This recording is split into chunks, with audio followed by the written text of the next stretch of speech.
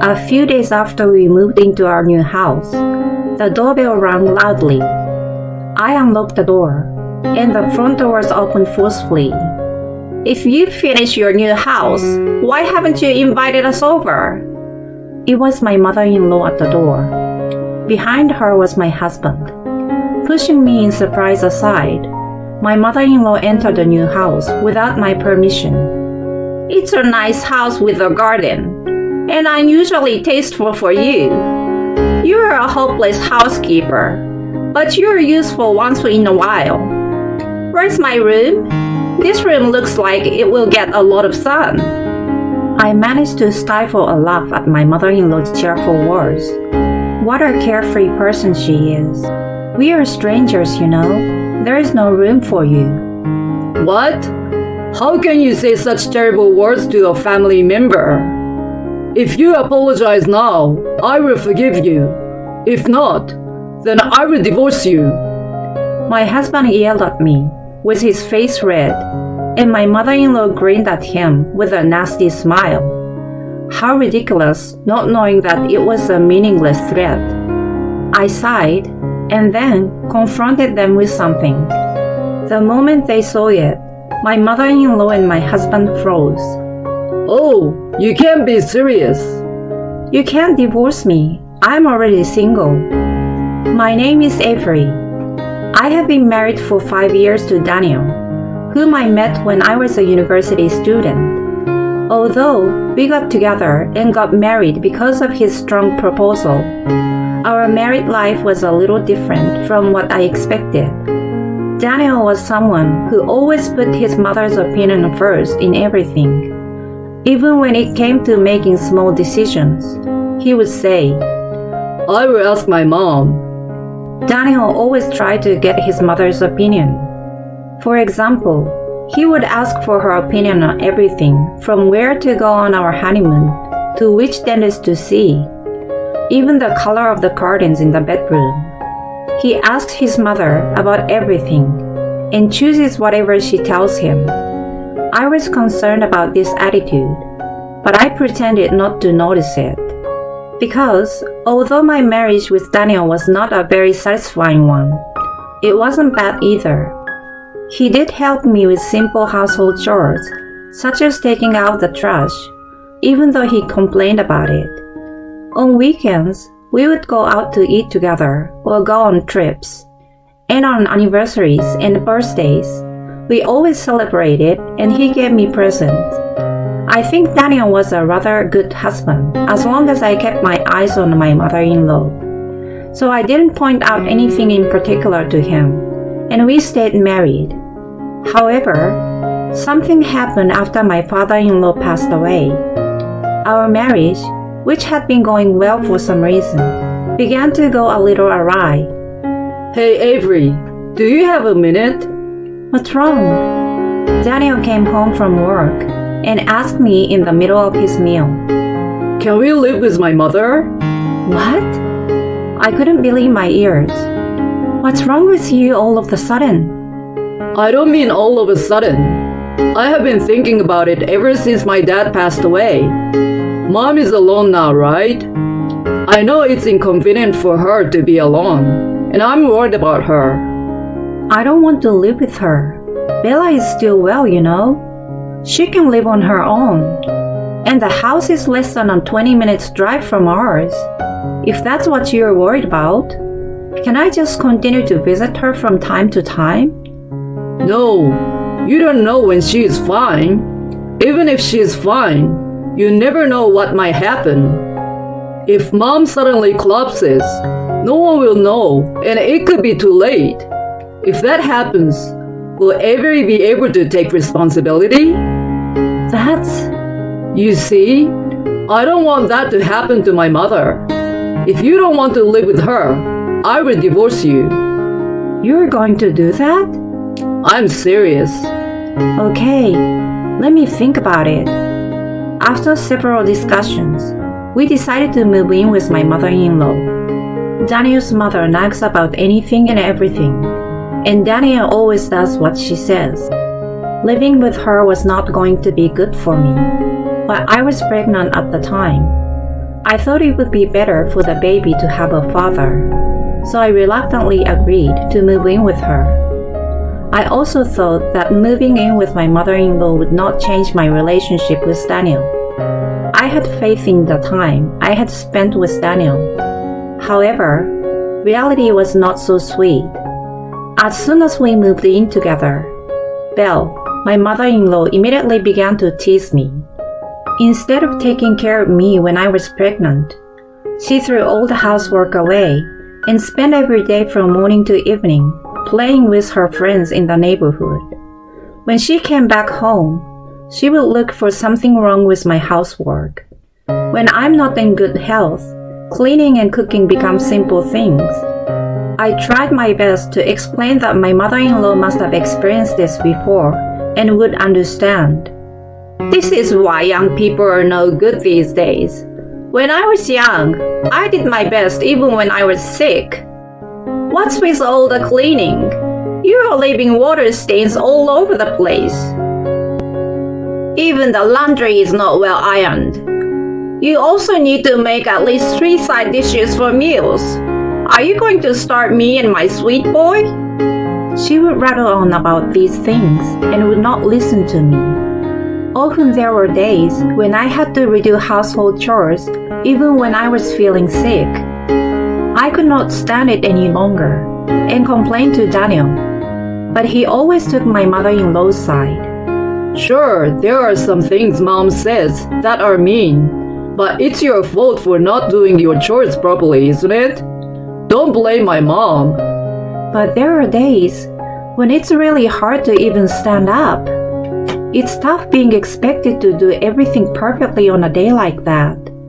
But my mom did it when she was younger, when she was pregnant with me. So there's no reason why you can't do it. It's your own fault if you can't.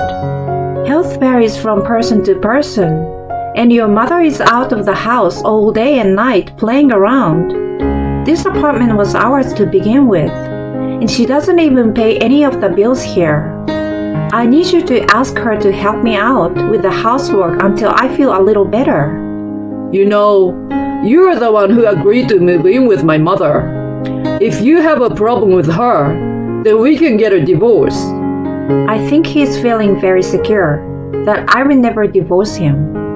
I also sighed at Daniel's smirk and disgusted smile. He wasn't the kind of person to say this before we moved in together. To be honest, Daniel's attitude, combined with my mother-in-law and my health problems, had begun to wear me down in my marriage. Then one day, as usual, my mother-in-law went out to play with her friends, and I was alone in the empty house doing the chores. I was feeling better than usual, so I did the chore more carefully. And just as I was thinking that today would be perfect, my mother-in-law came home and screamed, "Belle, what's wrong?" "Everything is wrong. My clothes are a mess." "What?" "But I washed them like usual." "These are expensive clothes that need to be hand-washed. How dare you put them into the washing machine? Look how messed up they are. These were my favorite. What are you going to do about this?" "But Belle, you didn't tell me anything about this." "Huh? You should know without me telling you." My mother-in-law was in an unmanageable state, and at this moment, Daniel came home from work. I'm home. What's wrong? "Welcome." "Daniel, Avery ruined my clothes. They were so expensive." My mother-in-law interrupted me and ran up to Daniel. This is the one that you wear a lot, right? Daniel looks at me as my mother-in-law hands him the clothes. Avery, you can't even do something as simple as doing laundry? "Well, your mother didn't tell me anything about it, and I didn't know it had to be hand-washed. It's my fault for not checking, but Bella is also at fault too." "It's my fault?" I've been willing to tolerate your attitude. But if you're going to say that's about my mom, I'm divorcing you. I don't want a wife who can't even do housework. Get out of here. Daniel then pulled out a piece of paper from his bag. There were divorce papers that had Daniel's section filled out. He slammed it down on the dining room table and smiled at me, as if he was amused. You should think about fixing that attitude of yours in the future. Then Daniel takes his mother and tries to leave the house. Hey, where are you going? We're gonna go eat out. I can't let my mom eat that cold, nasty food, and I don't want to eat that either. He says this and leaves. My mother-in-law, following behind him, glanced back at me. She had a victorious look on her face. I had been holding back for a long time, thinking it was for the sake of my baby. But when I remember my mother-in-law's triumphant look and Daniel making fun of me, I feel uncontrollable anger and sadness. Although Daniel was a person who always put his mother first, he was never a person who would make fun of me. How could this have happened? I just stared at the divorce papers that were left behind, helpless to do anything about it. At that moment, my smartphone, which I had left in my pocket, vibrated. I checked it and saw that it was my mother calling me. Hi, Avery. How are you doing? Hi, Mom. It's been a while. You haven't been in touch with me lately, and your father and I are worried about you. I'm sorry I've been busy, but I'm well. If that's the case, then all right. I felt a pain in my chest when I heard my mother's cheerful voice, which I hadn't heard in a long time. I found myself with tears spilling from my eyes. Mom. Avery, what's wrong? What happened? I heard my mother's confused voice as the tears I couldn't hold back anymore began to flow. I was at my limit. The emotions I had managed to suppress were finally getting unleashed. I told my mother everything that had happened. Once I told her, she got even more upset than me. It's okay if you get a divorce. If you're worried about raising kids, don't worry. Your father and I will support you. We've already raised a child once. And look how well we raised you. Leave it to us. My mother said in a playful manner. I guess she was trying not to make me feel guilty about relying on them. And also, this is very good timing. What? Your father and I are thinking of building a new house. I called today to tell you about it. The unexpected words made it difficult for me to understand what she just said. My mother happily told me the details of the house she was planning to build. They are going to build a 2-story property with a garden. Contrary to the bubbly tone of her voice, which sounded like a child talking about dreams for the future, it seems that they were already talking realistically about the land, floor plan, and cost, and all that was left was to sign the contract and start construction. Do you want to live with us, Avery? Because if you're getting a divorce, you will need the next house to live in, and there is a lot to worry about before and after the baby is born. It will be easier for us to support you here after the baby is born. My mother's offer felt like it was out of pity, and I felt ashamed to be dependent on my parents at my age, but I was grateful. I was unemployed after resigning from my job when I became pregnant, and I was not confident that I would be able to find a new place to live right away. Besides, I now have a child in my belly. Living alone, I didn't think I would be able to handle the birth of my baby. I gratefully accepted my mother's proposal and decided to move in with her in her new house.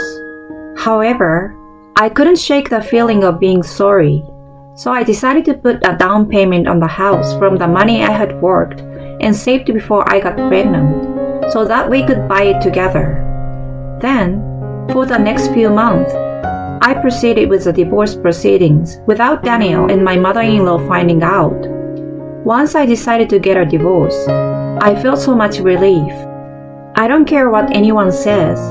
My mother-in-law began to speak to me more harshly and selfishly than ever before. Instead of stopping her, Daniel still took advantage of me and looked down on me. He treats me like a servant. The little bit of unresolved feelings and affection I had for Daniel disappeared completely in the past few months. While Daniel and my mother-in-law were living together, I stayed at my parents' house and I prepared to move out of the house.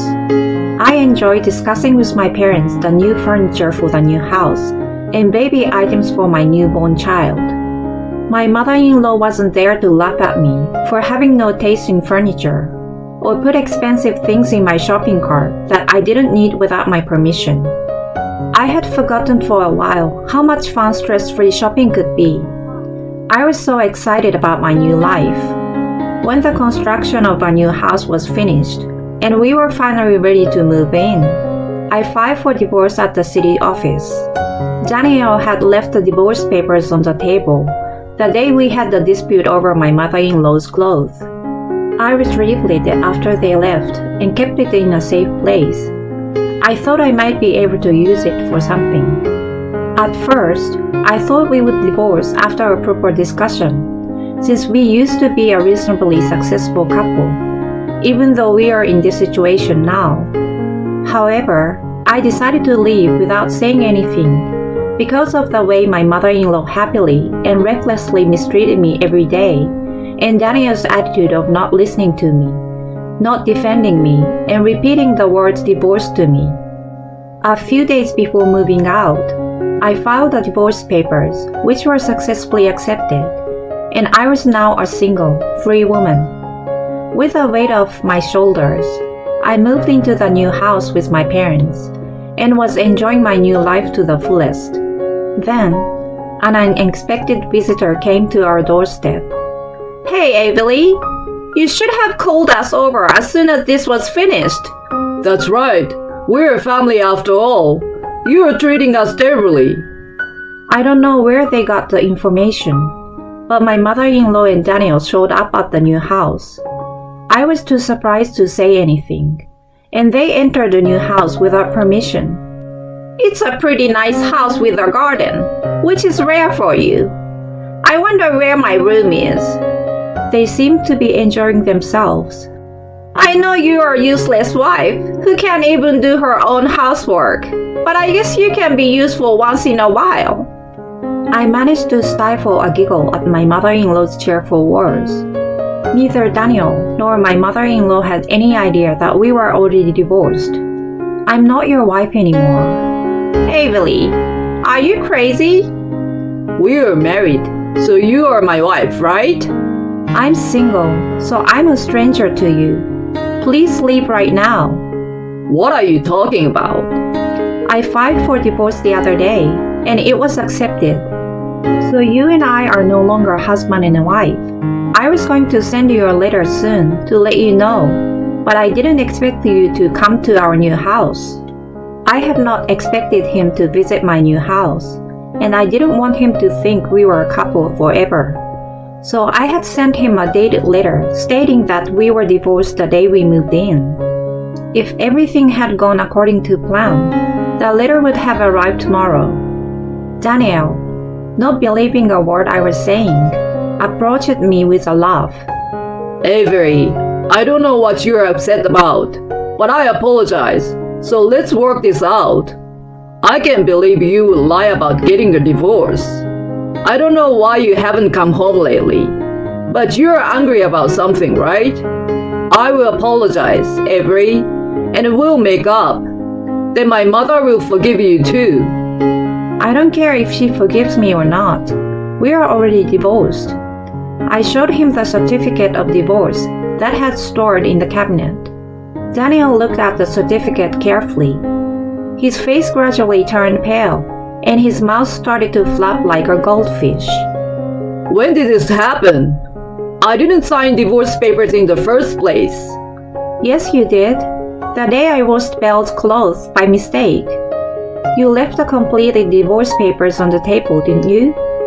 Those papers are invalid. Well, it might be invalid if it's that one piece.